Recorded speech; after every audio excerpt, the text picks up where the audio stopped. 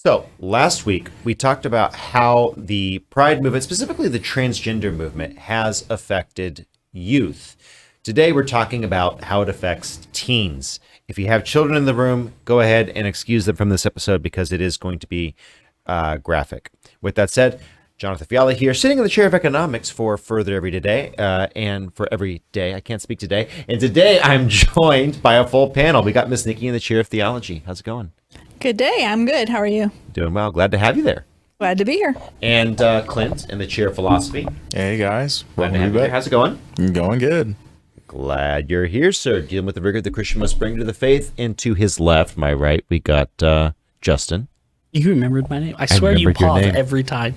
Yeah, you forget my name. So it's a training scar. You know how when you're doing firearm practice or when you're doing first aid or whatever, you have muscle memory practice. You develop a training scar. I think that's what I did with you.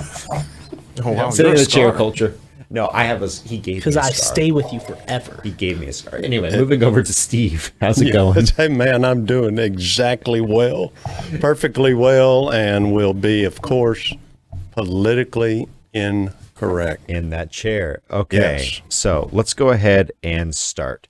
So we're doing this in the spirit of love. That's the most important thing that I want us to recognize. Everything that we're saying today is in the spirit of love.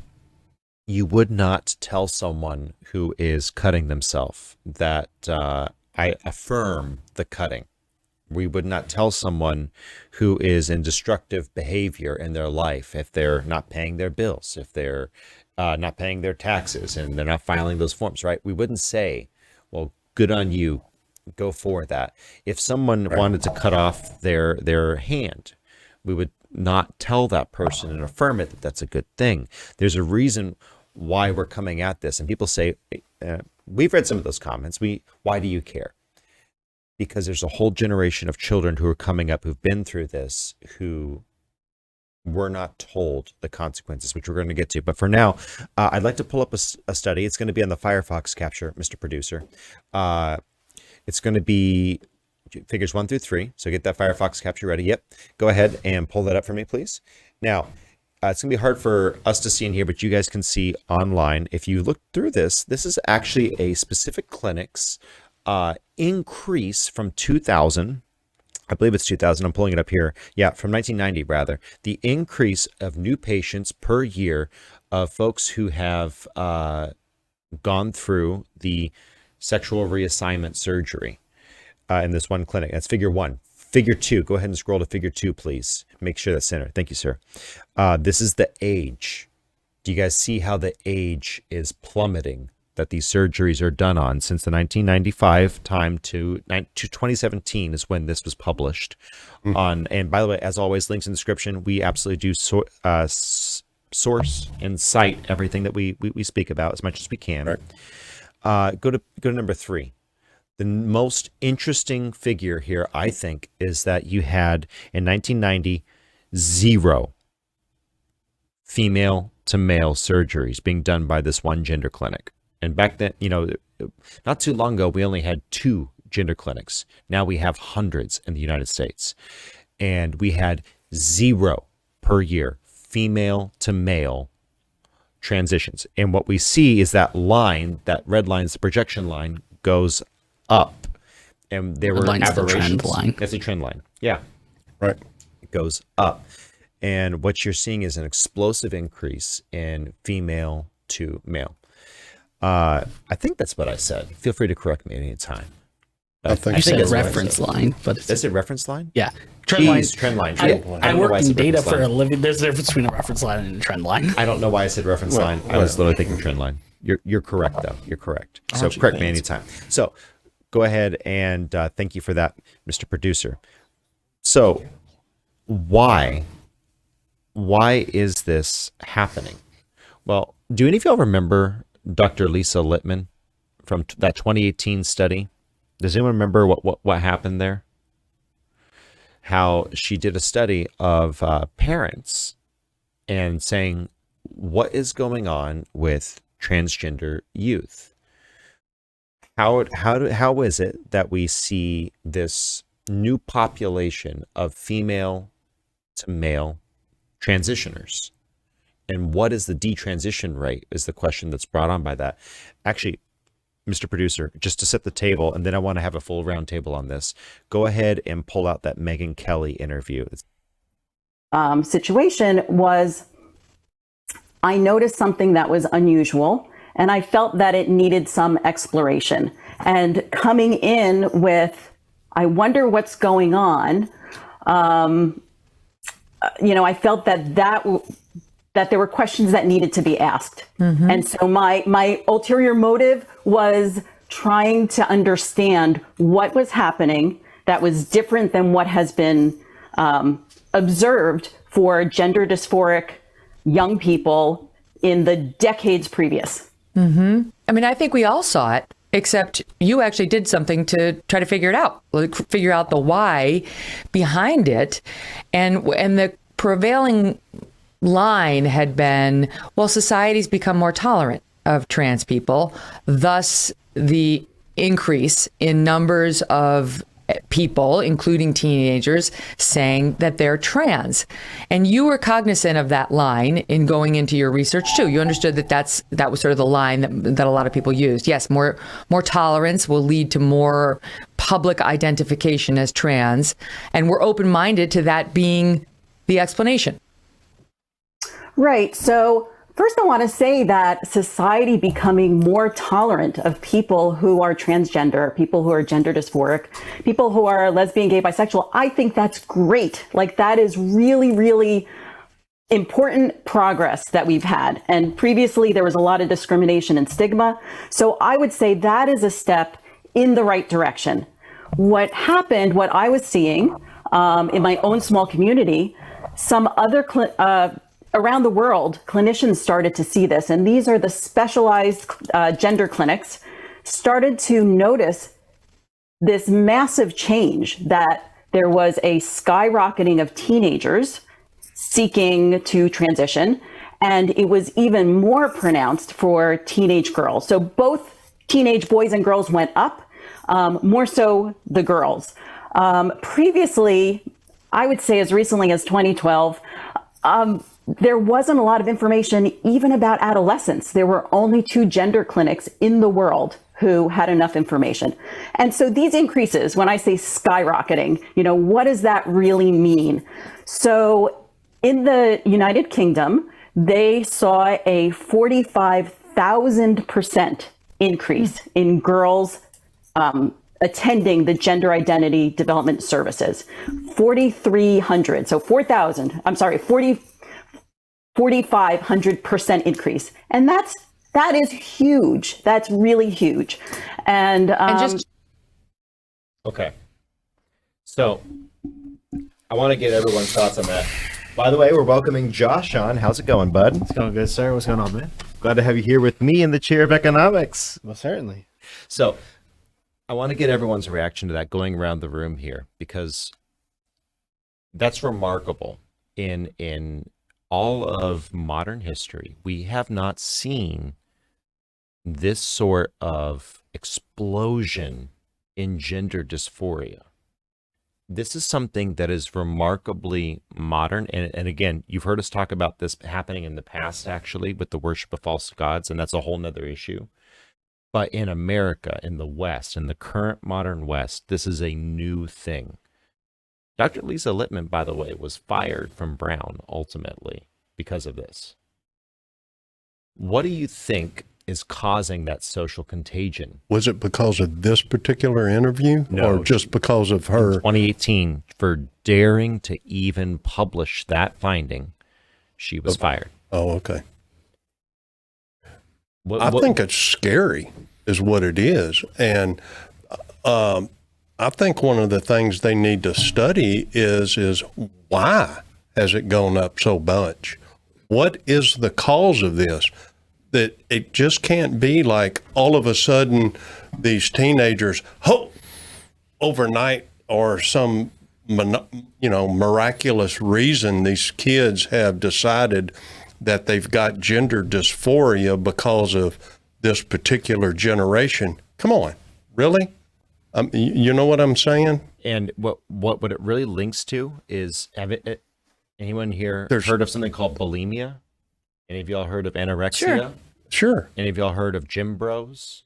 There's got to be some That's- kind of influence, some involvement of an influence that's creating this. It's usually media awareness, and they go out and they try to make the public aware, and then they use it as, we need to be sympathetic and we need to get help to people who are having this, that are, hiding because they're ashamed. And so then the young kids feel like, hey, I got to get on this bandwagon because it's popular now. And so you can get young children to do a lot of things if it becomes an idea that it's popular, or it's, I'm changing the world. I have a sense I'm changing the world. Well, sure. And how easy is it to convince the younger people that something is like cool to be this way, or it's, whatever reason that they need to be like this for some reason or another. Yeah. And You know what I'm saying? and that's just it. You have a whole group of people who are, the comorbidities on this are incredible, where you have girls who are constantly fighting the issue of self-worth. Yes. And they're at the age where they're the most vulnerable. So all of a sudden you have a whole movement come along, and it says, let's tell these girls that, wait, you must be trans because you don't fit in at the age where none of us fit. Can anyone in this room honestly say that you fit in and that you were perfectly well adjusted during your teenage years? Put your hand in. You I will don't tell fit you. into anything. I will tell you, because my teenage years was in the 70s and the 80s, and the joke was it's all easier to be a boy.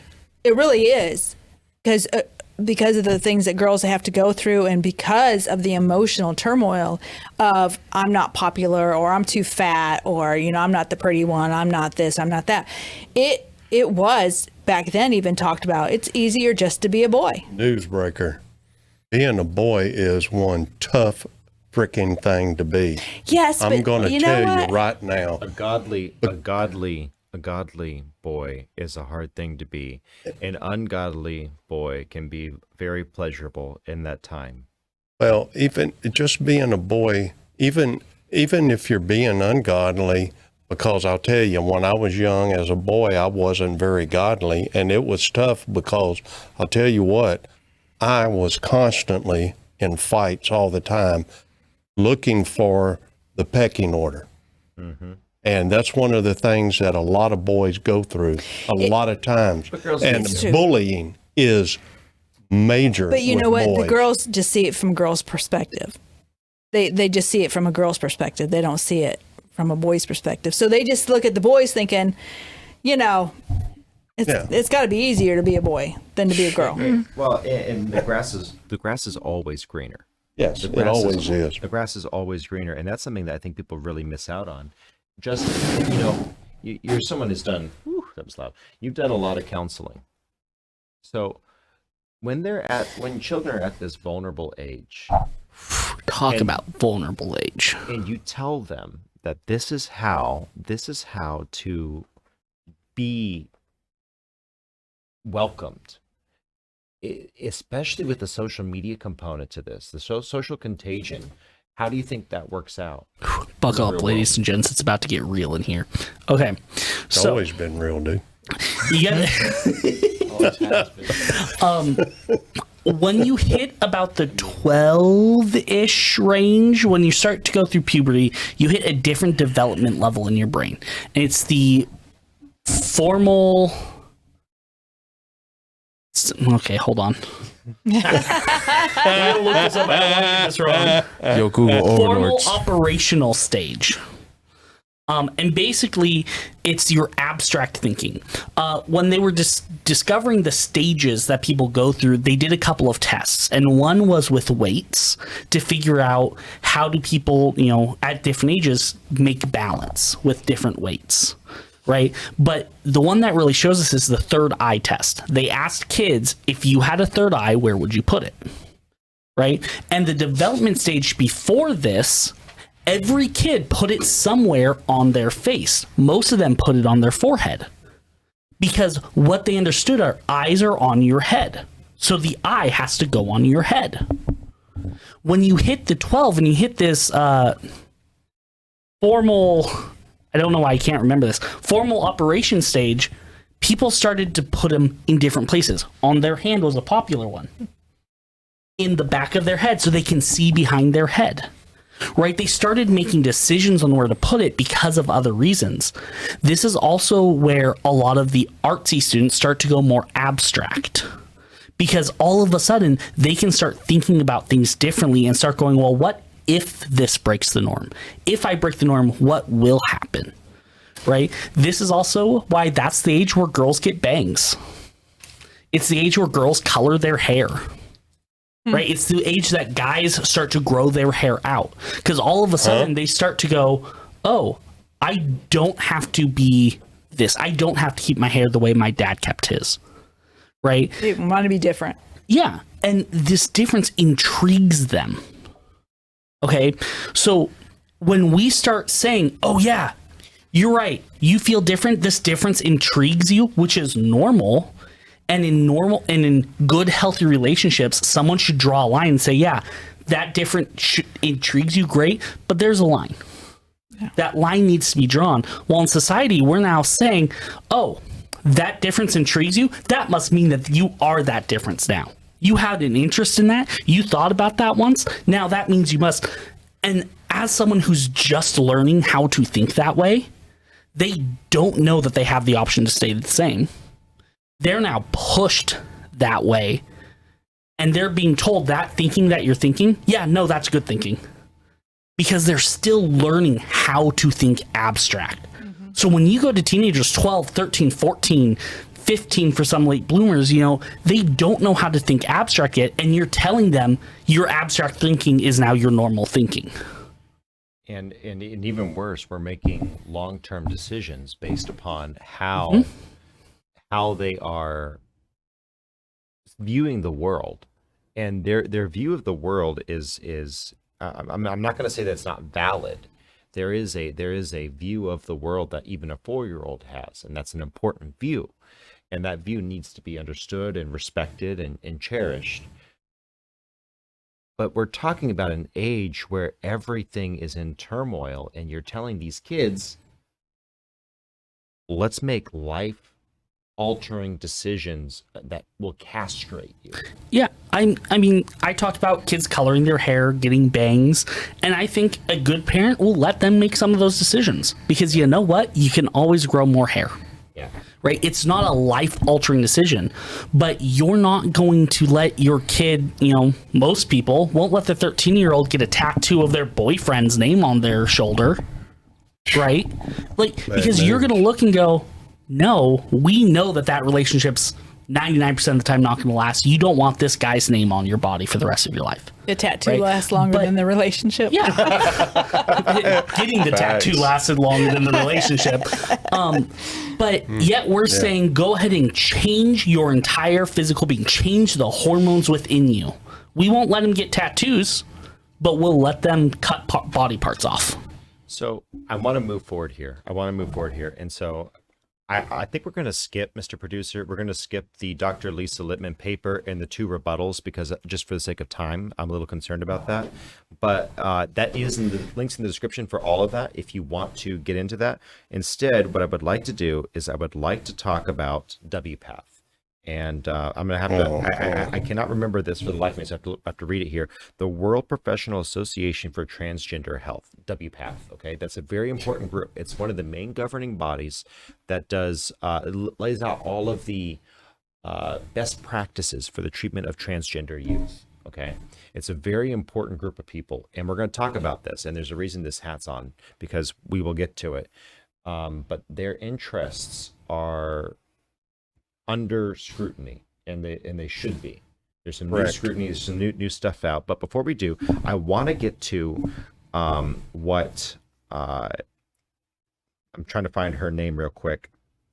Dr. Marcy Bowers, actually her name, it was a transitioned male to female doctor, says about blocking puberty at Tanner stage 2, which is a time frame in the development. So it's 9 going to to 11, isn't it, or something like that? I think. yeah. Yes, Mr. Producer, if you could pull that up on the YouTube capture, that's correct. And let's go ahead and just listen to what Dr. Marcy Bowers has to say. Go ahead and transition over and start that video, please.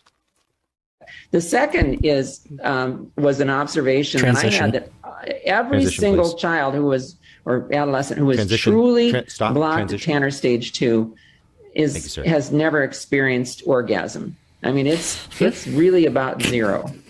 These are of course, these are just assigned male at birth, so trans feminine, and it's because they never in their lives are exposed to testosterone. That doesn't change. That doesn't change. testosterone. So blockers prevent the rise of testosterone, and they don't really go on testosterone at or around surgery or into adulthood. And so we don't know. They're going to have this sensation. There's no question about that.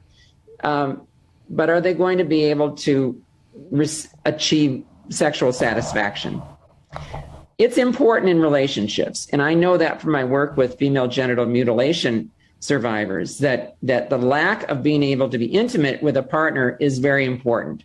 And so this is what really raised the red flag for me, is to say, look, we need to have our eyes open about it. I think it's been beneficial talking about it. I know Joe and many others have reported to me, they've changed their approach a little bit in their informed consent models, and that we're talking about masturbation now. We're talking about, okay, that's an area of the body that's got very dysphoric for you, but you know what? It's all a penis is just a large clitoris. I mean, it's all the same material. It really is. So, use it for the pleasurable purposes, partially that it was intended, and we'll see what happens. But these are to be answered questions. So, can we avoid puberty and get good adult results? And secondly, how do we assure someone that they're going to be able to be sexually responsive? Do we remove the blockers during the course of their adolescence and let a little bit of puberty come back? Do we delay it a little bit, maybe into Tanner's 3 or 4, maybe before they have their first orgasms? Maybe. Okay. I have an answer. Go ahead. I have go. questions. Okay. So Okay, good. So questions and then answer. What's your question? Question. Why? Okay.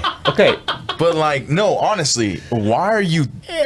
Okay, for one, the lady in the middle with her wall screen messed me up so bad. Right. And dude, don't ruin my galaxy. You already took my rainbow from Christ. Now stop it. Stop taking crap from me. Yep. And 2, why? Why are we considering this? Why, if the kid hasn't had an orgasm and you've already want to make life-altering decisions to his body, why? You already say they don't have satisfaction. You just said it. In worldly perspective, that is I no longer get self-satisfaction. So now their worldview has fallen through. Now it looks like Swiss cheese, because if I'm doing this for my satisfaction and I no longer can have satisfaction, What's the point? why do it? So so that right there is the whole point. My thing is, why would you even get rid of God out of the equation for 5 seconds here and just go from purely a secular perspective? Why would you even consider doing something that has a 60, 80, 90%, depending on which surgery you're talking about, complication rate? And in a lot of cases, there is 0 erogenous sensation. Again, if you have kids in the room. Okay, we're going to try to talk in code words. We are? Yeah, starting from here. Can I get the code words, please? Yeah. I'm gonna need that wiki. So try to say corn instead of the other one. Bullcorn? Yeah. Well, no. Corn instead of. Yeah. Oh, okay. Yeah. Okay. So we're avoiding edophiles instead of with the P. It's the same thing. But just try to prevent. Cornophile. We're going to That's try what to I'm beat the talking YouTube about. censors here for a moment. Cornophile. There you go.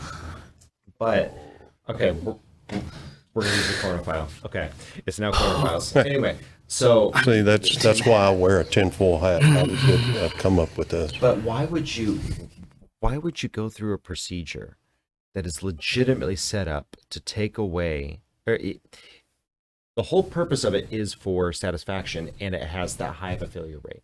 Justin, I know you had thoughts. I have so many thoughts. I'm trying to process some of them. Yeah, I mean, I was sitting there the same thing. It's like, my answer to all of this is just don't do it. Like, you're like, hey, we have this process that takes satisfaction away. How do we put satisfaction back into it?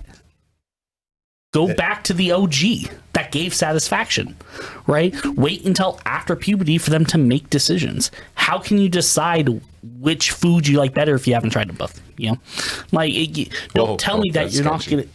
That was a sketchy metaphor. That was sketchy. That one almost went off the rails. Careful, but, don't make decisions about your life until you've started to live your life. Right? That's why there are parents. I had a pastor once give a whole sermon on the parental roles, and parents don't become an advisory role. They say until a kid reaches somewhere between 18 to 25. That's when parents should go into an advisory role of saying, hey, here's the advice, but you make the decision. But we're transitioning kids at 12 and 13. Or younger. Or younger, and we're starting some of them socially transitioning at 2 and 3.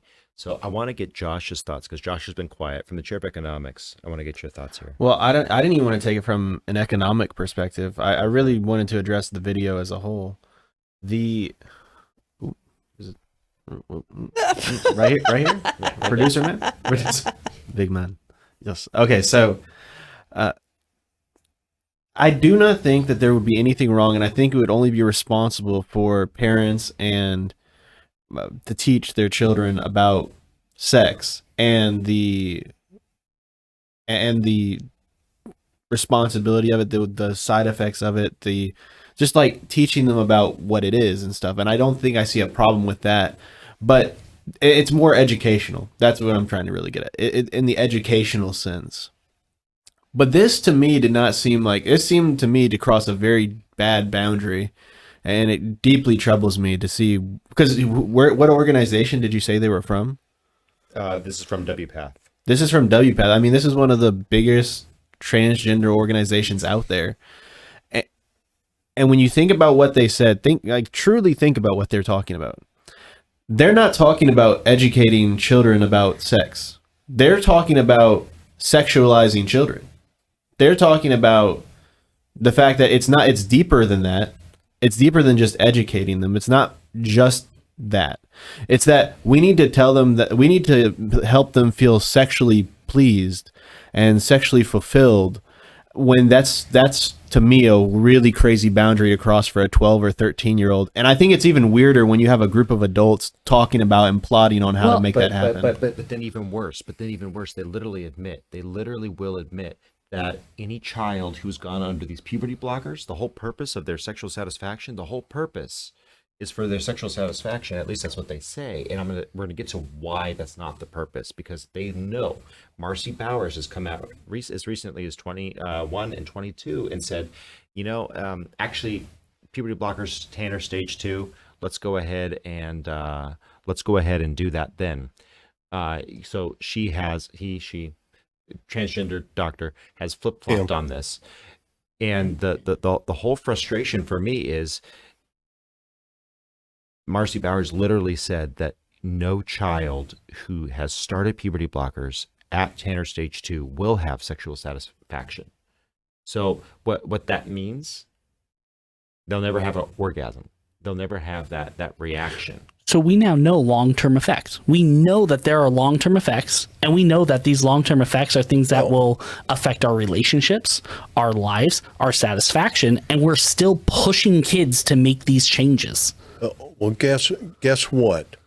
What? We have that one of the things that's been posted that John Arthur has that'll be posted in our stuff. Link in the description.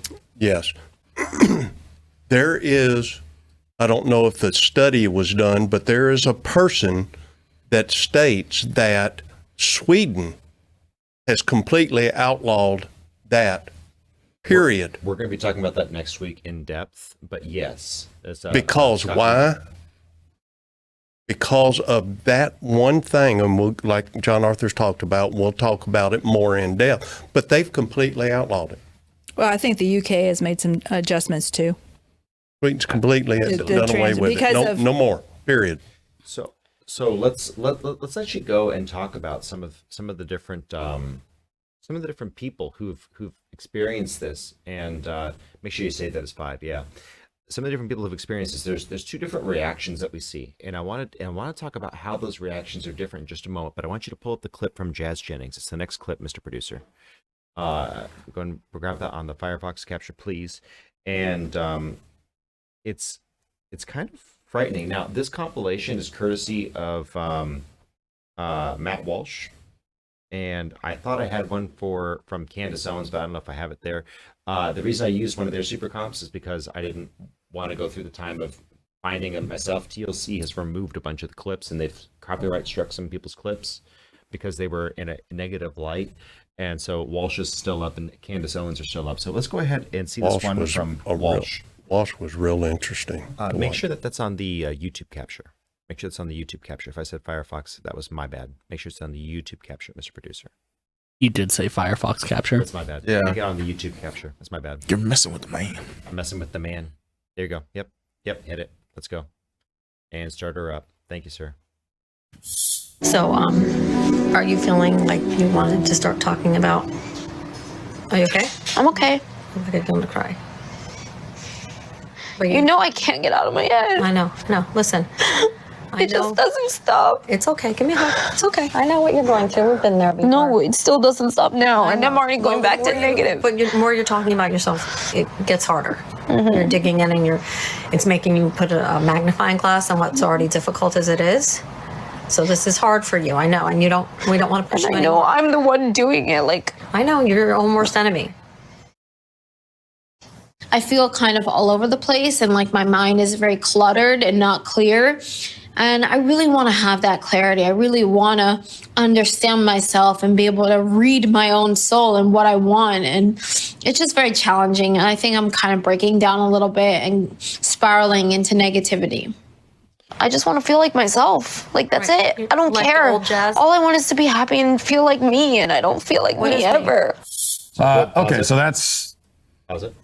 I remember that show when it first came out. So it's been out for years. Jazz Jennings, for those of you who are late to the boat here, Jazz Jennings was one of the first individuals to undergo transition surgery. It's one of the first individuals, and is a he to a she. This is what the attempt was. And this was, you came out at 5 years old and said, "Mommy, I feel like a girl." And of course, mom started a TLC show, got a reality TV show out of the gig, and you don't want to attribute motive, but then again, links in the description below, but you can find it also out there, where mom says literally to her child, if you do not use this dilator, for those who don't know, pause, okay, it is a replica of a man's, it was really what it is. It's an acrylic Corn husk? Is that? corn husk. Yes, Yeah. it's a corn husk. Corn husk. What does that even do with corn? Mom says, I will take this dilator and I will shove it in you if you don't do it yourself. I mean, there comes a point where you almost say, Wait. yikes, that sounds a little rapey, doesn't it? No, but I was pretty sure she couldn't go through this transition because she did it at such a young age. There wasn't enough to do that. Go to the Group Me, Mr. Producer, and you're going to find on that, not the Group Me, the show doc, and you're going to find the Candace Owens one. Cue it to number 44, because we're going to hear about how that happened. Let's go ahead and pull that up. Pull up that YouTube clip. It's underneath how is transitioning. Yes, that one. Go ahead and pull that one up. And because to my knowledge, because I don't keep up with her, I try not, or it. I'm so confused. And them, I don't try to keep. But that, at my knowledge, she couldn't do it, and she was so distraught, or he was so distraught, and that's why you see him breaking down like that, because he no longer knows, because he found his identity in something that's unstable, and now that he placed his, you can say he placed his whole faith in it, it's now destroyed. But he was told. I mean, that Jazz was told these things, and he had her expectations, him, And then the reality is a hard truth to face. And what struck me was all of the counseling that was happening there. Like when she said, "Hey, I understand what you're going through," and Steve, you're like, "Psh, I doubt it." The counselor wasn't looking at the transition, right? That was mom. That was mom. The mom I'm gonna be honest. That mom had some counseling chops there, because that was very traditional counseling of get out of your head. You're in your head. All right, so Jazz. One second. Keep going. Ignore But- that. Sorry. You know, they're still going through all of these thoughts of, I don't feel I belong. I can't understand myself. I'm still beating myself up despite getting a transition. Despite the thing that would fix all of these feelings, guess what? You're still having these feelings. That's human nature. Counselors are trained how to handle that because everybody goes through that. It's normal. And guess what? Getting a transition does not fix that. And it's something that is part of the human experience. And what you're doing is you're robbing these kids of that opportunity to grow. And instead, what you're saying is, here, let me help you. You ever hear about why you don't help a chick out of the shell? You weaken them. Because you'll weaken them. They'll never gain the strength. And instead of weakening, we're actually cutting the wings off so it can get out easier. Is a better analogy. In fact, to your point, we were going to skip over this. Go ahead and hit that clip real quick, Mr. Producer. Let's go ahead and go. It's from Candace Owens. Oh, let's make sure that is unmuted.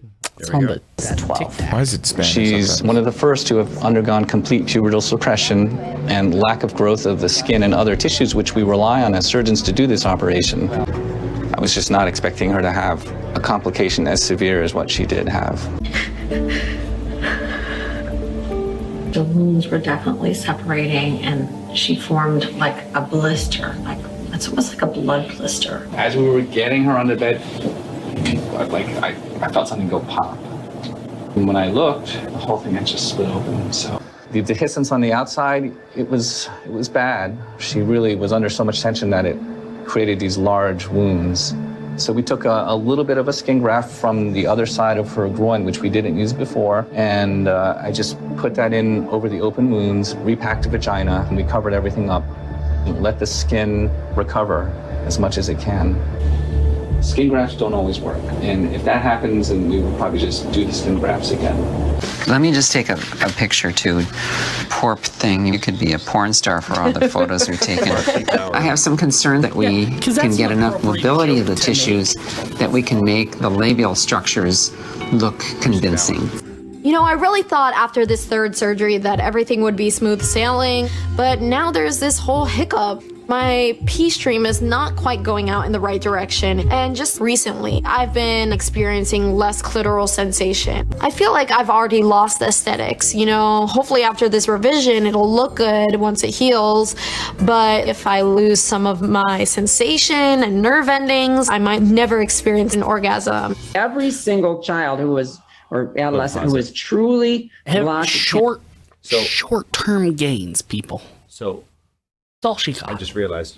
Could you hear all of that? There are no games. I could hear all that. So I'm confused. So this person was a he at 5 or 6? Yeah, 5 or 6. And why did they transition her? Because mama got a show out of it. Because mama got a show out of it, and mom, this is the mom who literally said, "I am going to ram this dilator up your fake vagina if you do not do it every night, because otherwise that for wound, mom's that wound will own close. gratification. That wound will close. That wound will close, and that's the thing.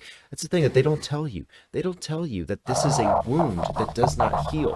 For the rest of your life, you have to take an acrylic thing and put it up there. And this is a single mom, right? No. And how old No. is Jazz Jennings? in She's this got video? brothers. 22. So Jazz There are other Jennings is boys 22 in in the this video. family. In the video, I'm saying she's a single mom. She's 20. Sorry. No. Pause. Not. I don't think so. I think there was a divorce, but that's neither here nor there.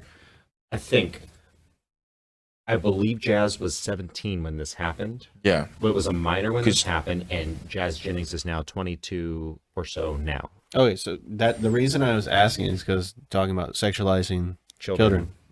Correct.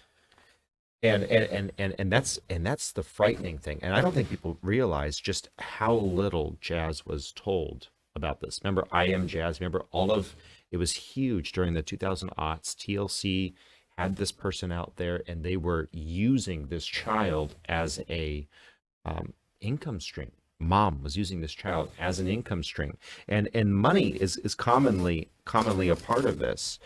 But before we get to the money aspect, I want to look at someone. So Jazz, in that video, by the way, link in the description below to Candace Owens thing. Candace Owens got a reply back from Jazz Jennings saying, "Leave me alone, let us exist. You're not helping." And Candace Owens is saying, "Well, you're fine to believe that, but all I'm trying to do is tell you what's happening to you is abuse, and it is wrong." Wait. And we can see that in this room. She replied back to her and said, "Leave me alone." Then why the heck do you have a TV show about you? If you didn't want whiplash, if you truly wanted to do this under the table, why have a TV show? But that's the whole thing. That's the whole point. Yeah. Right. That was not her decision to make. That was Mom's. Mom did that to her. Mom did that to her. So I want to go to someone else who's had a much more a much different reaction to this, and that's Chloe Cole. And Chloe Cole, if you can pull up that next one, my friend, go ahead and pull up. It'll be the next one. Yep. Nope. It'll be a little bit further. Okay, let me pull that up real quick. I've got it from here. I'm just going ahead. So out of the top of your head, y'all know how much this stuff cost? We're going to talk about it. We're going to talk about 1.5. We're going to get to that stat. I need you to calm down. Really? You know, if you read the outline for the podcast, you would no, see I always it. like it my first thing. So it's gonna be this. It's gonna be this one. Stop the butcher. Butchers, go ahead and get the YouTube capture up. Thank you. Go ahead and transition. I like that guy. start He's us, so please. funny. Well, consent has to be documented, but it also has to be informed. And informed means you have to understand what you're consenting to. You needed to be walked through in great detail all of the issues that were relevant to you on the psychological and medical front, all the options that were available to you, and the pros and cons of all those options. I can't see in any possible way that could have been done with any degree of thoroughness in something under 6 months of weekly therapy. And I would say that's an absolute minimum to walk anyone through something as complicated as what you laid out.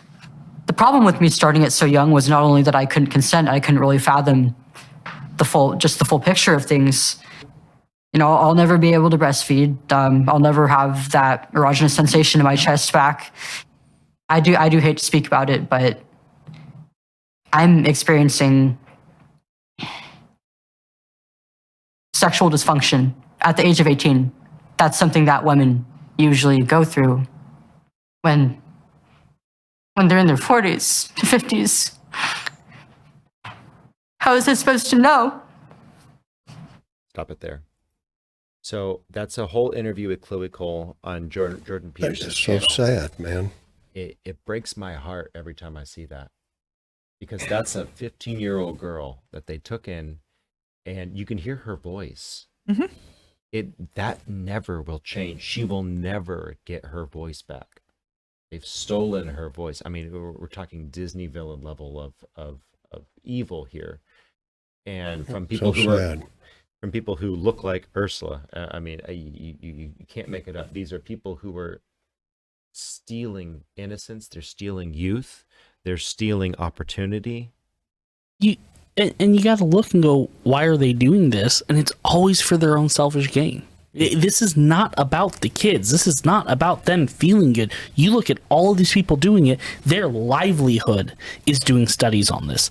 Their livelihood is getting to push these transitions. Their entire job is all about this. If all of a sudden they determine this isn't safe, we should not be doing this, these people are out of jobs. And they know this, and they are doing a lot of this for selfish reasons. And they're bought into it. And the question comes up, why don't we have more detransitioners? Well, let's take Jazz Jennings for a moment. What would it cost Jazz Jennings if Jazz stopped identifying as female? A lot. Everything would be gone. You want to know what happens when you lose your friend group? You latched onto the LGBT group as part of your adolescence to get through adolescence, and now you have to ditch this family. This family will hate you. They will come for you. You either detransition like Chloe Cole, and you take an enormous amount of heat from the establishment, or you suck it up and live your life, even though you're not happy with it. Do you want to know why we don't have more detransitioners? That's a very distinct possibility. I was gonna say, I mean, the other option is by the time they're ready to detransition, they're now looking at the long-term effects of what's gonna happen to my life if I make this transition, and they're not willing to detransition because of how it's going to affect their social life. They're now able to make these decisions, go, I don't want to go through that, but we let them go through it when they can't make the decisions. Correct. You know, but the ones that they know that are the big losers are the people like WPATH, LGBT people, the trans people. Those are the ones that are the major big losers. That's why they throw all of this garbage at all of these people and going to make their lives such a terrible way, because it's their groups that are the major losers when they lose people that are going to come out and go, hey, detransitioning's not good for you. Look what it's done to my life. Yeah. And they talk about how horrible it is, what transitioning has done. And so I'm detransitioning. Mm-hmm. What is that going to do to their, Yeah, it's going to change their whole mindset. It's going to change their outlook. Sure.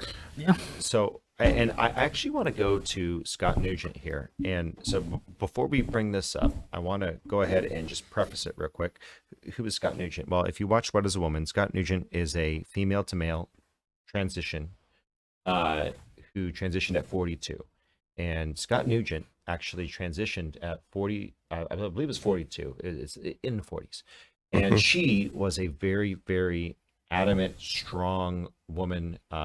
She had divorced her husband at some point and was with a woman. And this woman did not like living with a lesbian. So this woman was told, hey, maybe you're a very domineering, masculine woman. Maybe you're just trans. In fact, you should go ahead and look into that. And of course, Scott Nugent was told, no problem. We can make you a man. We're going to cut this right here off. By the way, if you have kids in the room, get them out. We're going to cut from here all the way to here.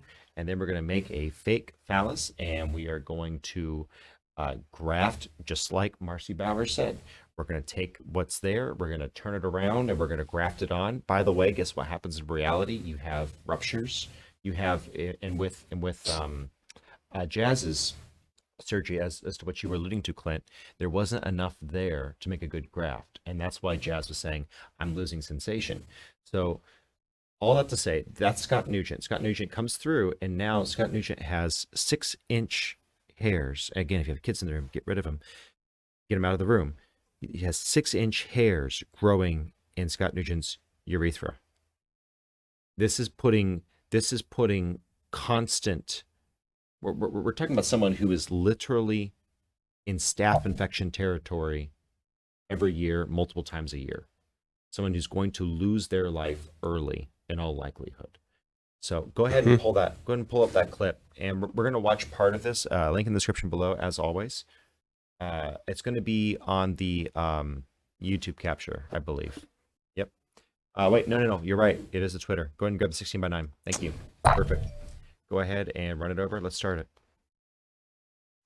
From 501. No.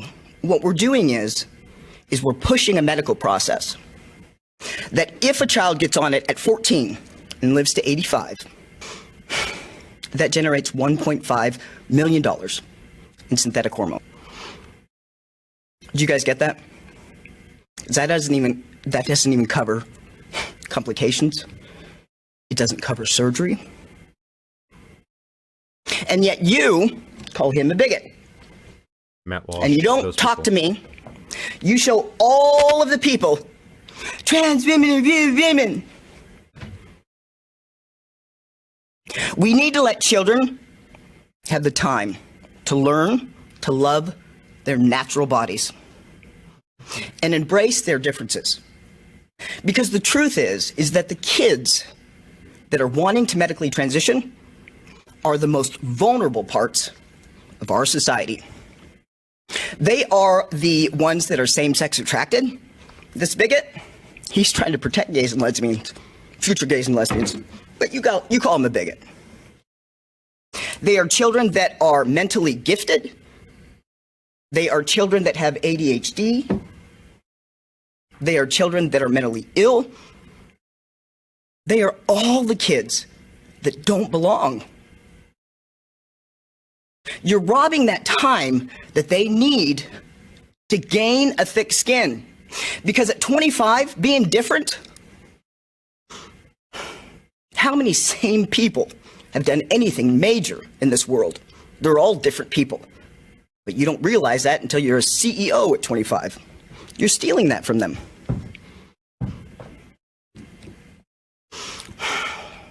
With gender interventions, there are no takebacks. Puberty blockers are not merely a pause button. In fact, the corporation that's telling you puberty blockers are safe, that generates and produces all that puberty blockers that they say is a pause, it doesn't hurt. In 2003, they were sued by the US government, deemed a criminal enterprise for false advertising. No. Keep going. And bribery. They paid $874 million like that. The biggest payout at the time, more than OxyContin at the time. This is a company that doesn't have the money to run studies on puberty blockers for children?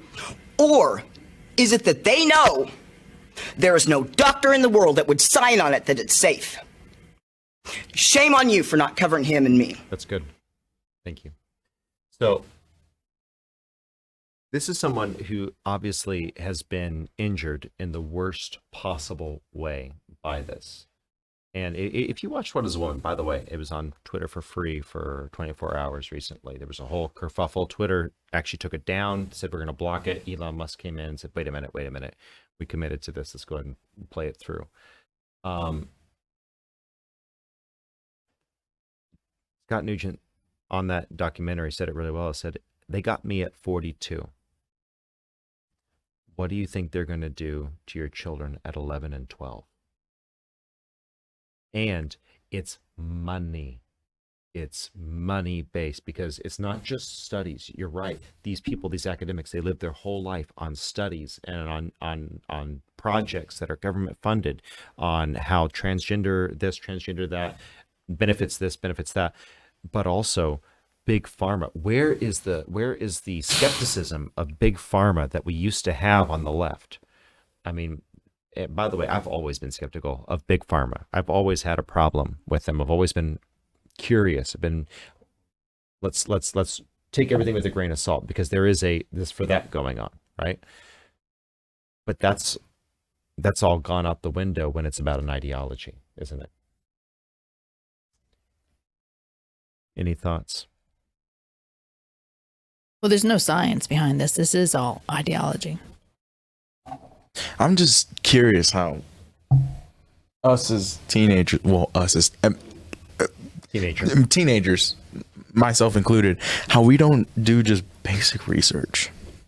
This stuff ain't hard to find. It's not. You can literally just search it up and won't even be past the second page of Google. It's not that hard. When in history have we ever looked at a little child and said, what do you want? And then we go out of our way to give the child what they want. No, I was at Whataburger earlier today, and that child was controlling both of his parents. And I looked at him, and I looked at my dad, and my dad just would have been, my dad would just busted me if I told him what to do. I read a story online today where a kid was like, Dad, I want a Slurpee from 7-Eleven. Dad, I want a Slurpee. And Dad goes, I'm never buying you a Slurpee again. Shush. And then you go 18 years later, Dad went to 7-Eleven, bought himself a Slurpee, comes out, and the guy goes, you didn't get me one? He goes, no, I said I was never going to buy you one again. You know? Was that your dad? No, it was not. To tie it back in, when as parents have they stopped trying to be a parent and started trying to be the best friend of their kid? Yeah. That's the way it is now, man. They want to be best friends instead of being parents. You see that constantly all the time. And I go like, why are these people? I'll look at my wife and I say, why are they trying to be friends with their kids? They're parents, man. That's not to say you can't be friends with your kids. Don't misinterpret me. But my parents are my parents. They're not my friends. Friends is here. Parents are here. Yes. There's a difference. My parents will always be the second people in my life because God's number one. They will always be the second people in my life at all times. There is no one ever going to be higher than my parents but God. Sorry, future wife. That's how it cuts. Actually, that's not how it cuts. But I was going to say, we've had some biblical studies to review. I don't know, man. No. You haven't been married yet, okay? And I don't plan to be. I want to cover. Bachelors to the rapture. Yeah. I want to cover real quick. There's something much more sinister here. And there is a problem in all of this that I think a lot of people miss. And you don't want to attribute motive where you don't need to. But with that said, there is something very concerning, and it reeks of Kinsey. It reeks of John Money, who took sexual pleasure at the cost of children. And go and look at our other podcasts on that. Go look up John Money, Kinsey in their research. Kinsey had an infamous book where Table 34 was about the time that it took for sub 1 or 2 year olds to have a reaction to sexual stimulus. Okay, because it was a cornophile, because this guy was actually taking evidence from people who abuse kids. So it gets even worse when you look at the work of Thomas. If you look at the work of Thomas W. Johnson, it gets even more concerning. Which, by the way, before we do though, they're putting another letter to the LGBT acronym. If you can pull that up, it's going to be an E. It's going to be an E to the acronym. I just got used to LGBTQIA2+. I know. Go ahead and pull up that. It's going to be on the portrait. Yep. That was the Twitter portrait capture. And let's go ahead and listen to what this lady has to say. This WPATH lady has to say about the E. Make sure you start at the beginning, though. Pull it all the way to the beginning. Thank you, sir. And let's go. A group of gender diverse individuals who haven't been very visible are eunuchs, and there's an entire chapter devoted to these folks in the most recent version of the WPATH Standards of Care. WPATH is the World Professional Association of Transgender Health.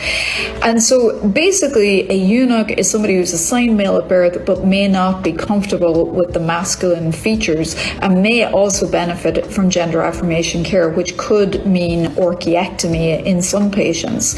Now, we have to be very careful because we know that if we just take away sex hormones completely, patients can have problems with osteoporosis and cardiovascular disease. So usually the patient will supplement on either low-dose testosterone or low-dose estrogen, and it requires specialized care. But sometimes this is an important part of gender affirmation surgery for this group of patients. Pause it there. Okay. A group of So, okay, no kidding, Sherlock. And you're looking at the culmination of $1.5 million per patient in some cases for supplemental hormones, depending upon which one you're at.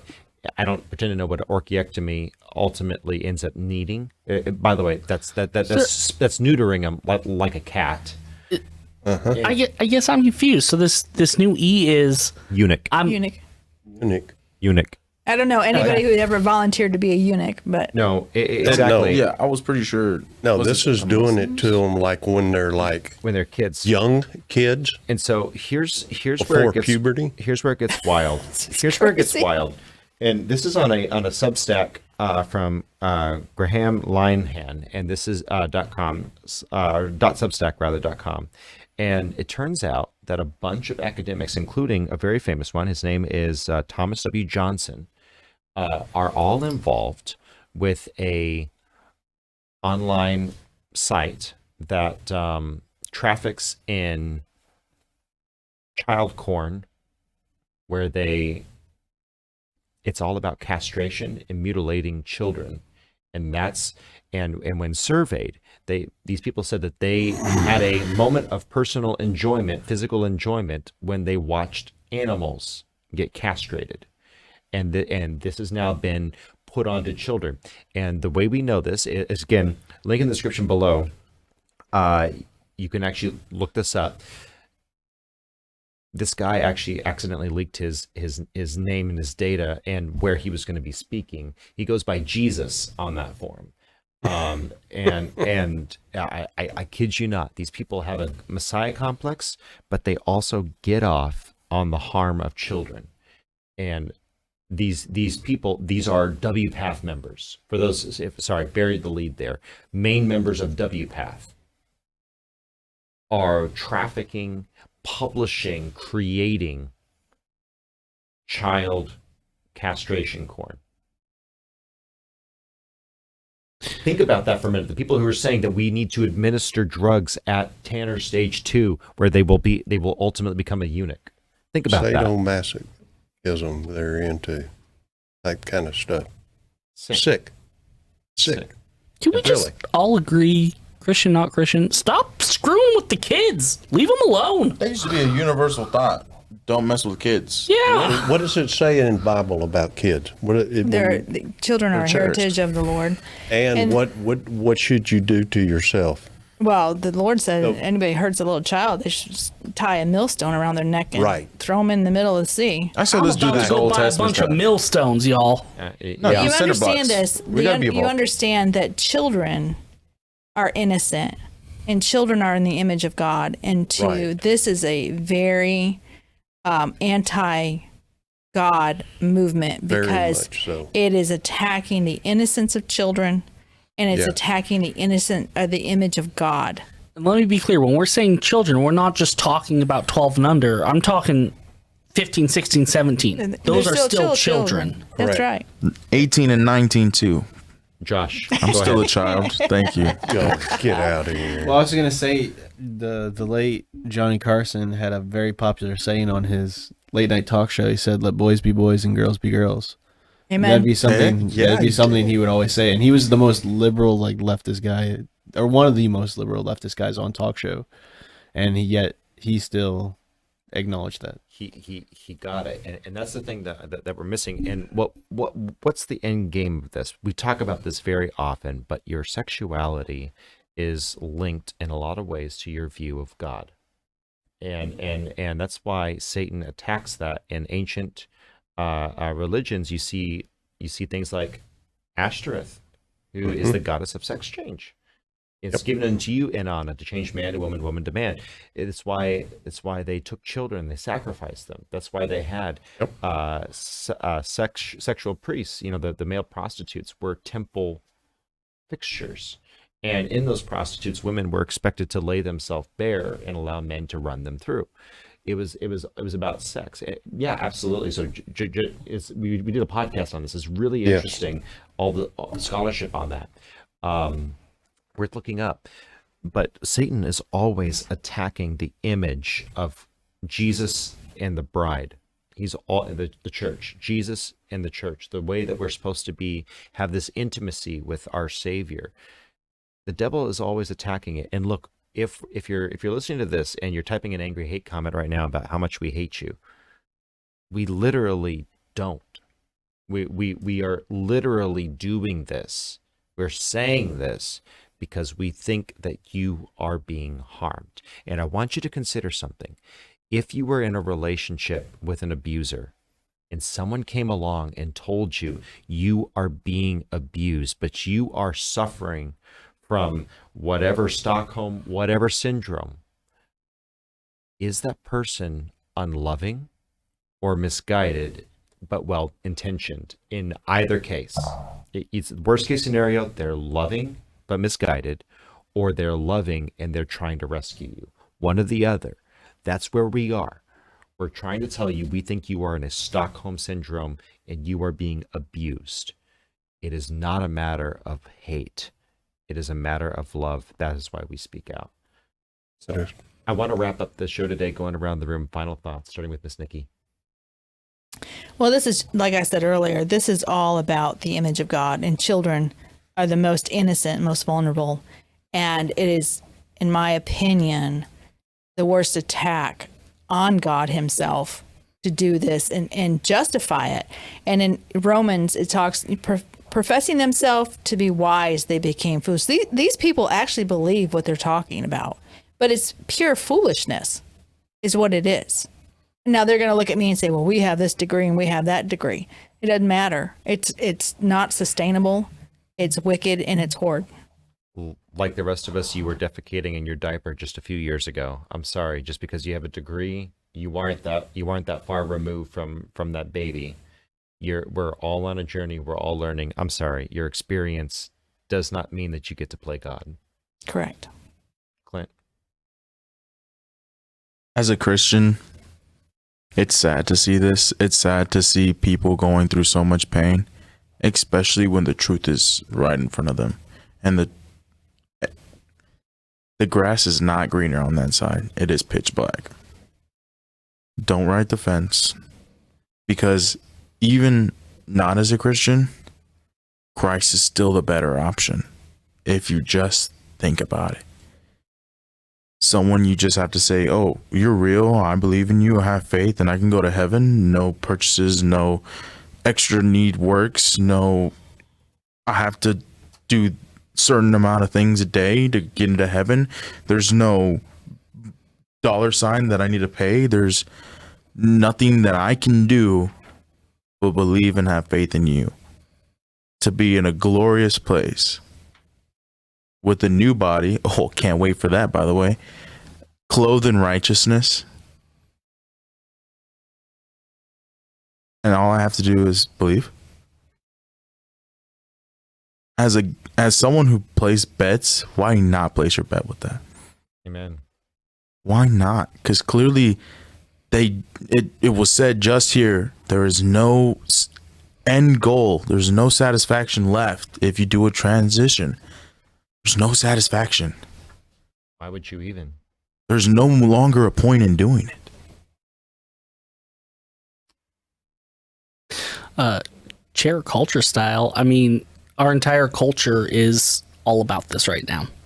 It's June. It's Pride Month, right? Every company's logo has a rainbow on it. I get it. I do think we need to be loving towards these people. John Arthur said it earlier. We come at this with love. I have friends. I've walked with friends through this, and I love them. I've seen kids that I have counseled who have still gone through with things. Makes you wonder how good I am. But you still have to love the people, but the situation on how we're letting people get into this mind frame, and we're letting these higher ups start to say, oh yeah, this is important, you need to do this, and forcing kids into it. That should not be our culture.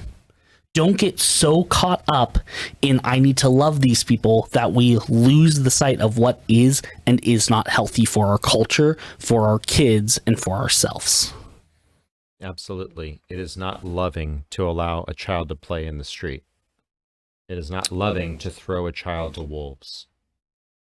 Mr. Steve. And, what people have to understand, in the words of one of my friends, people need to understand that there's no political party that's going to save you from anything. The only thing that's going to save you is Jesus Christ. Amen. And it's like they've said here, Nikki, Clint, and Justin. Yeah, Justin, right. I thought it was Billy Bob. I have been on this podcast. You understand? We're older, okay? No, it's farther like in they've years. mentioned before Farther in that, Jesus is the only way. And we all love you. Just because we're Christians, that doesn't mean that we hate you. It's not what you do. It's because of what you are. We don't hate what you are. It's what it is that's happening. It's what you do that we don't care for, because the Bible says what you do is a sin. The person, no. Doesn't matter what you have done in your life, Jesus can save you and forgive your sins. That man hung on the cross for any sin that was committed, no matter how great. Amen. Josh, final thoughts? I think what you won't find, and it's been mentioned, what you won't find in that community, and what you won't find, and I'm speaking to people who are transgender, I'm speaking to the people out there who are part of the LGBTQ community. I think what you won't find in that community is unconditional love. I think it is very much a condition upon their love for you. And I think you should be very wary of that, because if you think about that and you draw that out to its natural conclusion, think about how your current friend group talks about people who are Christian, or think about how your current friend group talks about people who are from Islam, or how they talk about Jews and what they believe. If you were to become a Christian, or let's say you said, I think I disagree with this, would they still love you? And if your answer to that is no, then I think that's where you find the root of the problem, is that you don't have a place where you are unconditionally loved. And there's only one place you will find true unconditional love. And not even just unconditional love, a love that is unfathomable. It's not, you can't put a word to it. And that is the love of Jesus Christ. And when you understand that he died for people that would murder, he died for people that would commit mass atrocities, and he didn't do it because they were going to do those things. He did it irregardless of all those things, because that's who he is. And when you have somebody who has a love for you that's that deep, it's really hard to fathom. And so I think for those people in those communities, I just implore you to really think about, where is unconditional love coming from? And if it's not that community, well, then I think you should distance yourself from that community and come to a community that embraces unconditional love. I'll embrace you unconditionally with love. We know. With that said, and we appreciate it. Appreciate that. With that said, just final thoughts from me here, also in the chair of economics. When they come for your children, what they're doing is they're devaluing their children. And what I mean by that is, your value as an image bearer of God is right here. Your value to these people is a $sign, or worse, an object of pleasure, an object of, they are enjoying what they do to you. And you don't believe me? Go look at Art Tulip. Go look at all these other people who have, look at Scott Nugent. Look at people who went back and they pleaded. They said, you have screwed this up. Please help fix what you have damaged. And they shut the door on them. Okay? Whether it is pleasure or it is money, they do not care. They do not value you. There is someone who does value you. And there is a group of people, a true Christian who is living in the love of Christ, will value you. They will want to help you through this. Wherever you are in this progress towards transitioning, detransitioning, wherever you are, there is room at the cross for you. There's room in the church for you. There is a place for you. There is a place to belong. This is not a message of hate. This is a message of warning and a message of love. And this is something that we really, and look, I hope we've laid it out today. I hope the worst you can think of us is that they're misguided, but they're kind. I really hope you can think that. I really hope you can see that, because that's where we're coming from. Or I hope that you can see that, wait a minute, there is something wrong here. There is a problem. Because I do not think a single one of us has acted out of hate or said anything other than this is an act of love. We want to make sure that you know, because if we don't warn people, why do you care? If you don't warn people and people are harming children, what does that make you? If you like this podcast, like, comment, share, subscribe, all that good stuff. With that said, thank you for it's just shy of 200,000 views. So thank you so much for those views. Thank you for Rumble. Thank you for 70 something subscribers. I mean, it's still going up. But with that said, YouTube, we're watching you. Still and scamming us. All you guys leaving angry reports and hate comments. Keep them coming. Keep Those watching. are my favorite. Yeah. Hey, if y'all want to come hop up on Twitter, I'll be there too. I'll reply to your hate comments. Our resident twit is on Twitter. It's true. I will reply.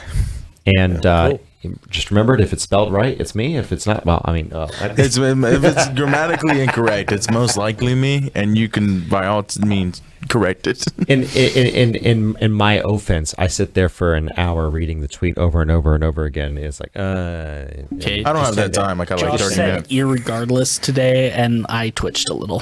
I didn't say irregardless. You said irregard of. Irregard of. In regard of?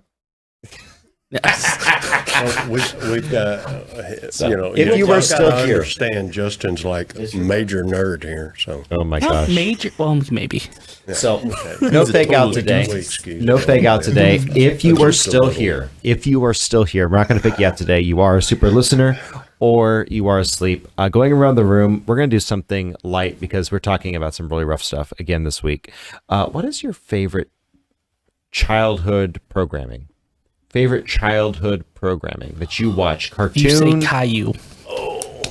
What's your favorite childhood programming, Miss Nikki? Fat Albert. Fat Albert. Albert! Oh my God! She's racist. What? Clint. Dude, mine's gonna definitely have to be Street Sharks or oh my gosh, Double Dragons.